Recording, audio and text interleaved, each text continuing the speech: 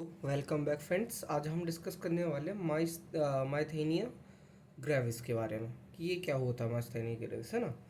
तो it is a disorder of neuromuscular junction. ये neuromuscular junction का डिसऑर्डर होता है। It is an auto immune disease. ये खुद से होने वाली डिसीजेस है ऑफ न्यूरोमस्कुलर जंक्शन की, causes by the antibodies against the cholinergic receptor. ठीक है, ये कारण किस कारण से होता है? एंटीबॉडीज जो कि अगेंस्ट होती है हमारे कोलिनर्जिक रिसेप्टर्स के।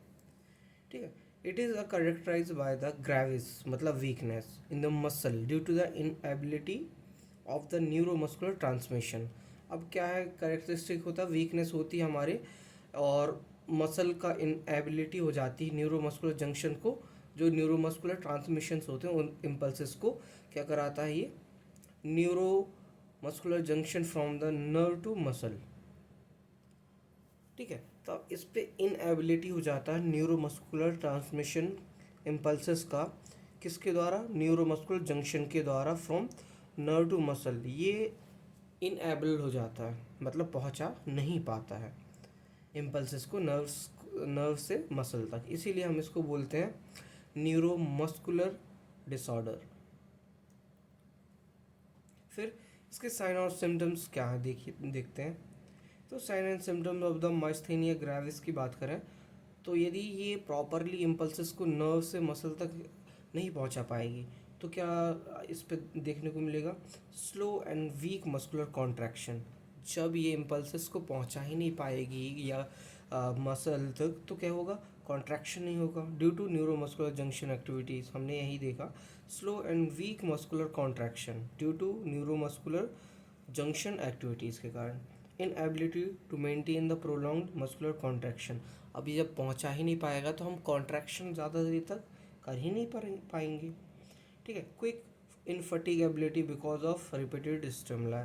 अब ये क्विक मतलब जल्दी थक जाएगी, क्योंकि इस पे रिपीटेड स्टिमुलाई हमें क्या नहीं मिल पाएगा, इसीलिए जल्दी फटीग हो जाएगी।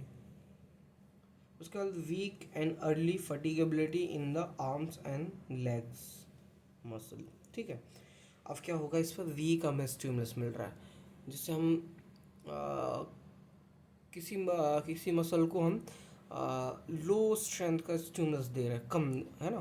तो अब क्या होगी? वो कम कॉन्ट्रैक्ट करेगी तो वो थकेगी भी जल्दी, है ना। क्योंकि उसे हम जितनी मात्रा में हमें स्टिमुलस देना चाहिए, जितना इम्पल्स देना चाहिए, वो नहीं पहुंच पा रही, तो वो थकेगी भी जल्दी।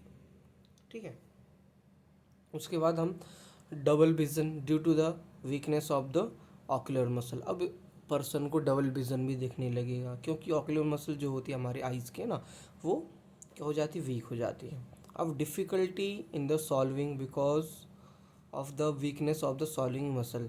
अब सॉल्विंग मतलब निगलने में दिक्कत आएगी, क्योंकि जो निगलने वाली मसल्स होती हैं वो भी वीक हो जाएंगी। उसके बाद difficulty in the speech because of the involvement of speech muscles. अब जो स्पीच में इन्वॉल्व होती है मसल, वो भी क्या हो जाएंगी? वीक हो जाएंगी, है ना। तो वो भी क्या होगा? जल्दी थकने लगेंगी, उनको डिफ़िकल्टी होगी बोलने में। ठीक है, तो हमने देखा myasthenia gravis. This is all about myasthenia gravis. ठीक है, इसको हम एक बार और देखें तो ये डिसऑर्डर ऑफ न्यूरोमस्कुलर जंक्शन का होता है। इस पर ऑटो इम्यून डिसीज़ होती है ना, न्यूरोमस्कुलर जंक्शन की। और किस कारण से होता है? Antibody against the cholinergic receptor के कारण होती है। अब इस पर क्या हो जाती है? इनएबिलिटी हो जाती है न्यूरोमस्कुलर ट्रांसमिशन में, जो कि इम्पल्सेस क्या होता है? न्यूरोमस्कुलर जंक्शन से क्या होता है? नर्व से मसल तक नहीं पहुंच पाता। साइन और सिम्टम्स हमने ऑलरेडी देख चुके हैं। तो this is all about myasthenia gravis. आपको वीडियो पसंद है हो तो लाइक, कमेंट और चैनल को सब्सक्राइब ज़रूर करें। धन्यवाद।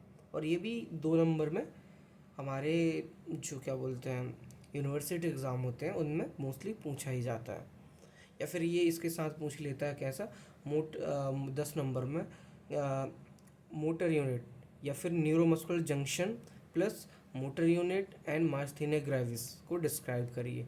तो ये 15 नंबर में भी पूछ लेता है, जो कि इस साल हमारे आ, इस साल के जो मेन एग्ज़ाम है बीपीटी फर्स्ट ईयर के, इस पर पूछा गया था कि न्यूरोमस्कुलर जंक्शन को डिस्क्राइब करिए, साथ ही साथ मोटर यूनिट और माइस्थेनिया ग्रेविस को इसको भी डिस्क्राइब करिए। ठीक है।